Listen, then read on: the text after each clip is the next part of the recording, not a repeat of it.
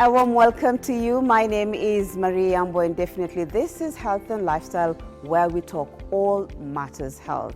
Now, to interact with us, our social media platforms at KBC Channel 1 on X and KBC Channel 1 TV on Facebook is where you can interact with us. Now, for over 1,000 people in Kenya, a simple injury can turn into a medical emergency.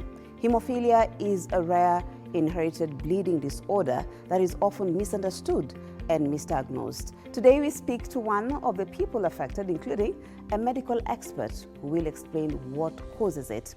But before that, a look at what's coming up. I was referred to Kenyatta National Hospital. That's where I was diagnosed to be a hemophilic patient. One cut, endless bleeding. A woman has got two X chromosomes. So there is the defective X chromosome, which is the one that now transfers the genes that cause hemophilia to the next generation. Passed down through generations. With hemophilia, prevention is power. More in the good practice segments. And to our first segment. Charles was just a newborn when he was diagnosed with a bleeding disorder. What was meant to be a routine circumcision turned into a medical emergency because the bleeding wouldn't stop. Charles shares his journey with hemophilia. A few months after his birth, Charles Njogu's parents began to notice something was wrong.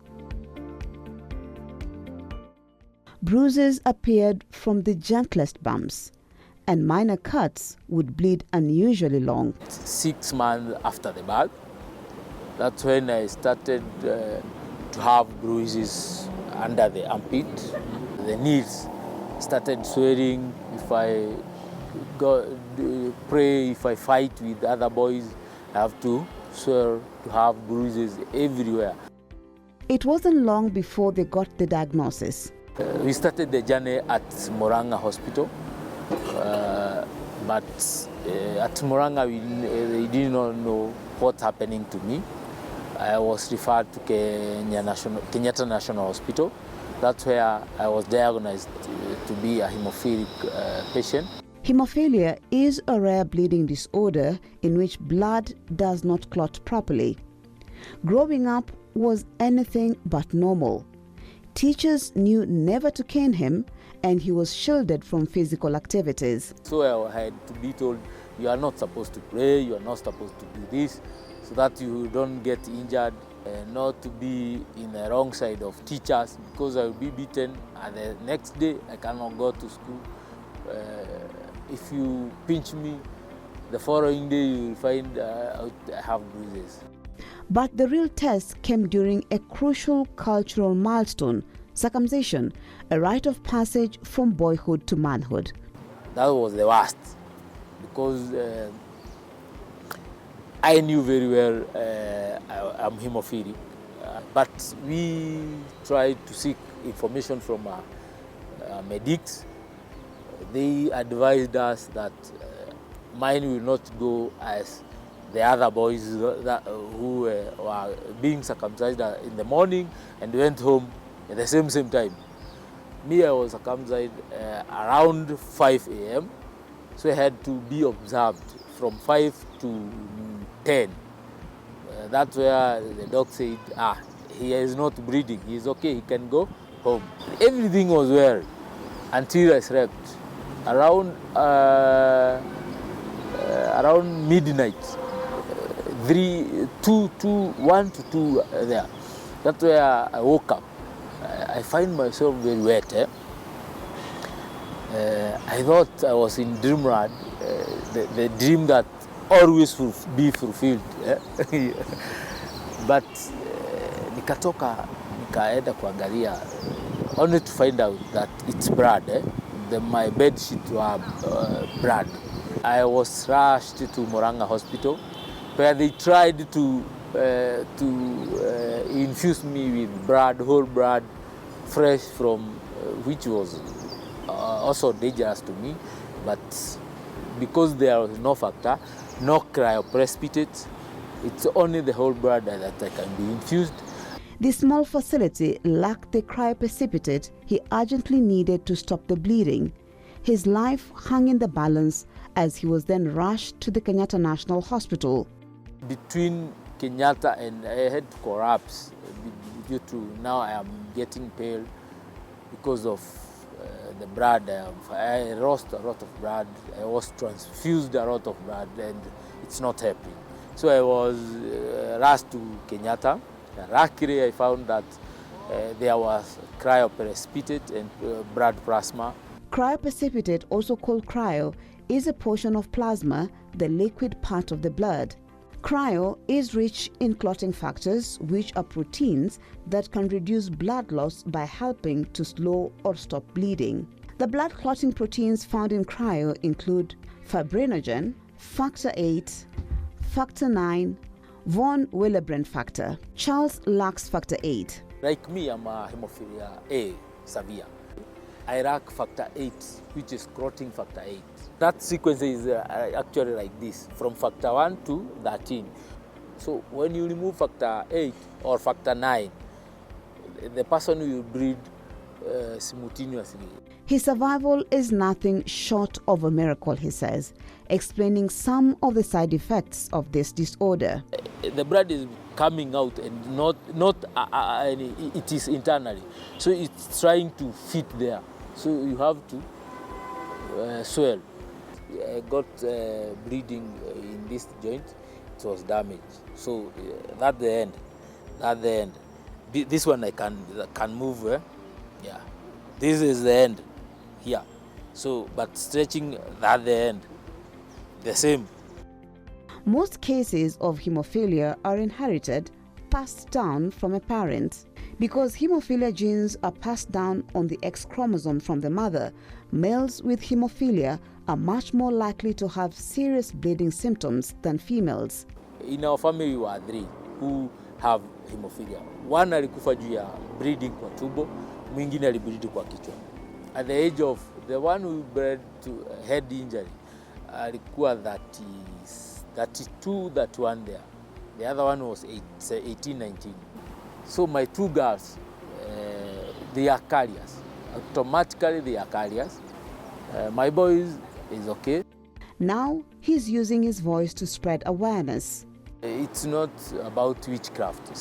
Sometimes they say he bred because he is a coward. Alikuwa naogopa.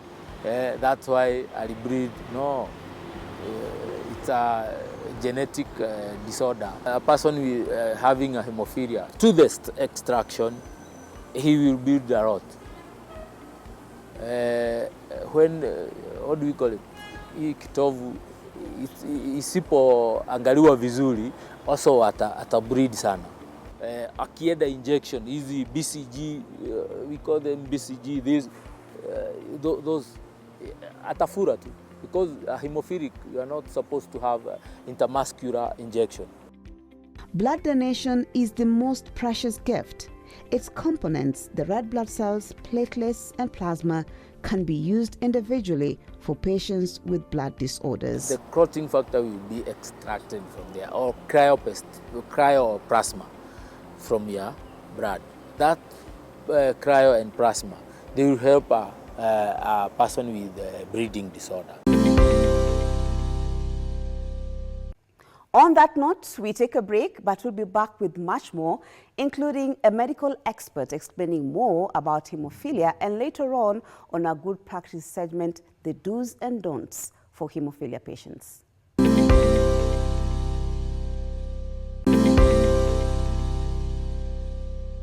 Welcome back and thank you for staying with us. Now, hemophilia mostly affects males and is often passed down from mothers who carry the defective gene.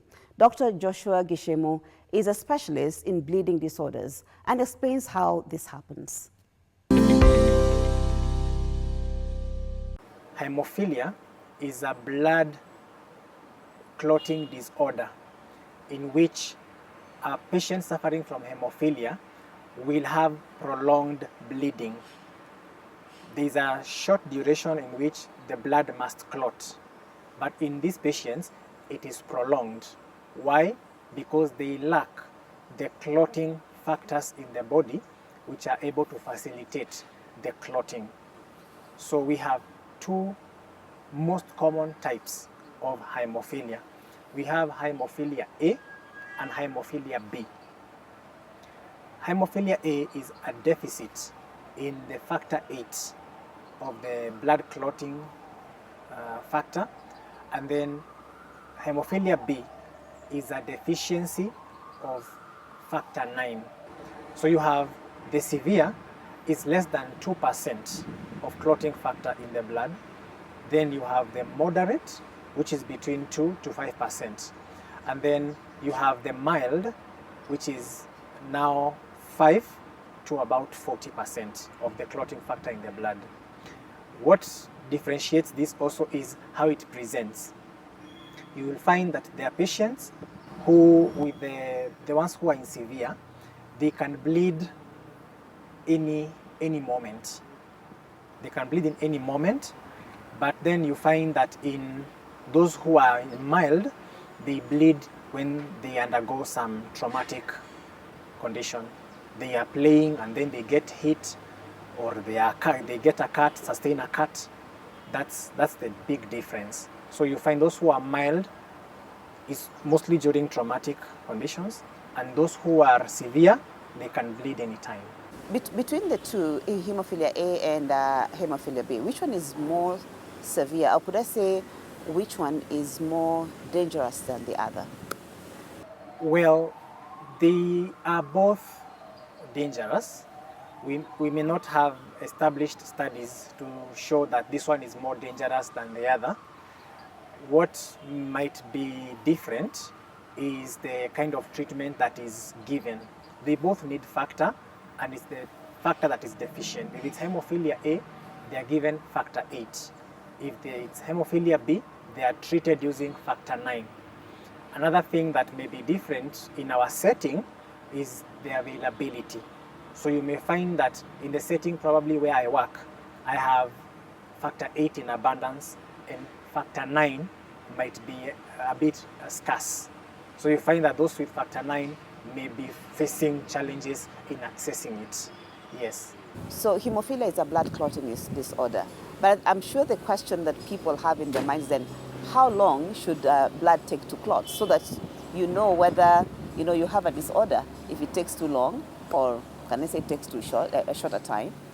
Generally, the blood takes should be about 7 minutes or so to clot. Yes. In patients with hemophilia, this time is prolonged, so they could bleed endlessly. So now, what causes hemophilia? Is it genetic? Is it possible for someone to get it later on in life? How does it come about? Well, hemophilia is a genetic disease, and this means that it's a condition that a patient carries for a lifetime. It is caused by it's a genetic disorder which is passed on by the mother. Why? Because scientifically it is an X-linked chromosome disease. That means that the X chromosome is the one that the mother passes on to the next generation. If you see in a man, the man has got the X chromosome and the Y chromosome, and the mother has got X chromosome only. So hemophilia, as you notice statistically, affects predominantly the male child. Why? Because it's the X chromosome in the boy child that carries the hemophilia, the defect. Yes. So in women, what you are going to find is that they are carriers. What does a carrier mean? It means that in the two X chromosomes of a woman, one of them is the one that has the defective gene. Having talked about hemophilia, it being genetic, and you don't have really control over it, but do we have control over its treatment? Yes, hemophilia is a treatable condition, and it's a lifetime condition. So it means that they'll have to be continually in their lifetime. They will have to undergo treatment all through their life. Yes. So depending on what factor is deficient. If it's hemophilia A, we treat them using the factor 8 replacement. So whenever they have a trauma, on-demand treatment, we call it on-demand treatment. So when they have a traumatic event or they are bleeding, they come, we administer the factor 8. If it's hemophilia B, we administer the factor 9. Also, we have now advanced the treatments. Progressively, we have had improvements in the treatment of hemophilia, which now, whether hemophilia A or hemophilia B, we're able to give what is preventive treatment. Yeah, to prevent them from bleeding. Yeah, so usually they come periodically, once a month they come, we administer them the treatment, then they come progressively on. And we discourage patients with hemophilia in engaging in work that requires a lot of effort, or in our language we call it exertion. So anything that involves lifting, heavy lifting, physical exercises to some extent, depending on the severity, we highly discourage them from undertaking those activities. Why? Because it often results into bleeding. Yeah.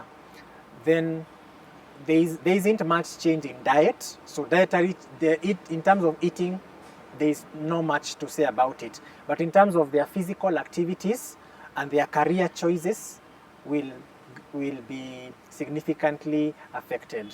So there are jobs that a hemophilia patient cannot do, no matter how passionate they are. There are exercises that they cannot do or engage in some sporting activities. There are some of them will highly discourage. Yes. So hemophilia being genetic, that means you're born with it. How then can, a mother for that matter, or parents, be able to identify, hemophilia right from the time a child is born? So maybe you could speak to us about some of the symptoms that parents need to look out for to identify it very quickly. The most common thing that a mother should be looking for from the time of birth is a child who is bleeding. When they get hurt, they get injuries, they bleed for a very long period of time. And also they have repetitive injuries that do not recover the way a normal child would recover. So that alone should cause a mother to take the child to the hospital for assessment and testing and confirmation of whether it could be a bleeding disorder or any other thing. Then the other thing, that if they don't have any wounds that are bleeding prolonged in a prolonged manner, the mother needs to identify if maybe there are swellings on the joints or on the muscles.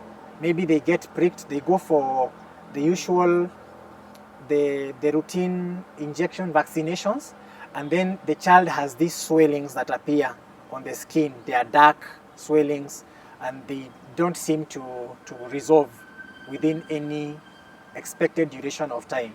They should also suspect that child to have a bleeding disorder and will need to be checked. In Kenya, so far we have about 1,000 patients diagnosed. But we know, according to the statistics that we are working with, we are likely to have about 5,000 hemophilia patients suffering from hemophilia. Where are the rest?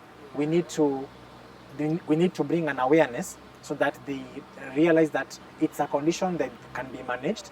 Let them come to the centers, they get tested, they get diagnosed, and they get treated. For hemophilia patients, prevention is power. And so on the Good Practice segment, we look at the do's and don'ts for hemophilia patients. Take a listen. Special care is recommended for individuals with hemophilia to help manage the condition safely.